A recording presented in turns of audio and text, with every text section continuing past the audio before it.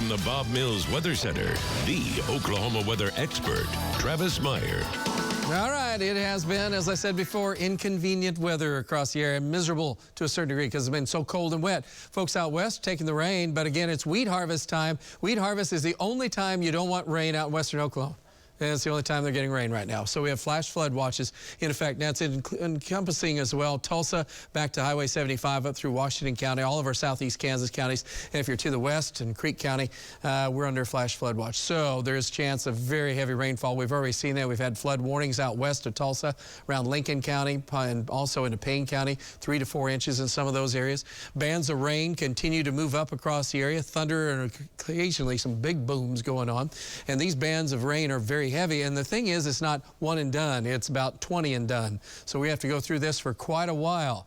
It's going to give up a little bit, maybe give a little reprieve around 1 to 3 in the morning, and then still come back big time tomorrow. But these bands of rain right now, real heavy across portions northern Creek County, and then that's extending to the east and expanding to the north. You can see a lot of rain, and it kind of stops once you get into southern Kansas. So we've also had some severe weather out to the west. We've had an active tornado warning in this area in western Texas, but this is about the first time I've seen West Texas getting a bunch of rain.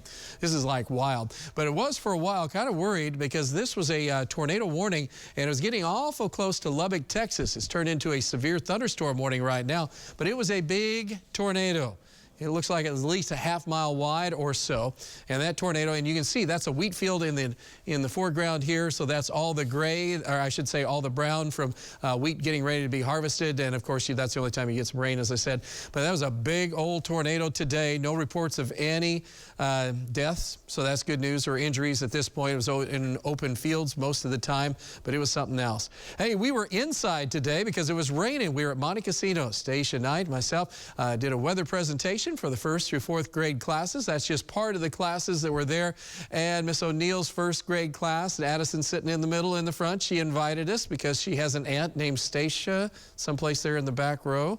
And so we had the opportunity to spend some time with them today. Speaking of today, it was a cold day. Temperatures were in the upper 50s, could not hit 62. So we have a new record today. 82 was the previous, or I should say the normal low, and the previous record was 62, but we ended up blowing that away. Tonight, heavy rain still showing up from Tulsa to the west. This is what has fallen so far, so we have a lot of water flowing across the area. And we're looking for additional rains of another 1 to 3 inches across the area.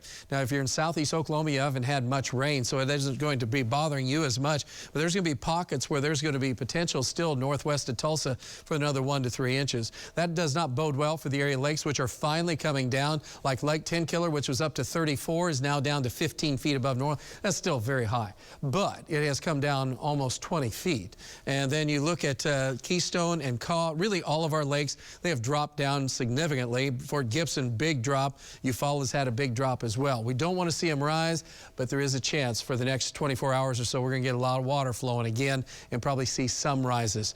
All right, for the weekend, the lake report looking pretty good right now. It should be windy on a couple of days, especially on Saturday and Sunday, where some wind gusts could get up to 25 or 30 miles per hour, so making the waters choppy.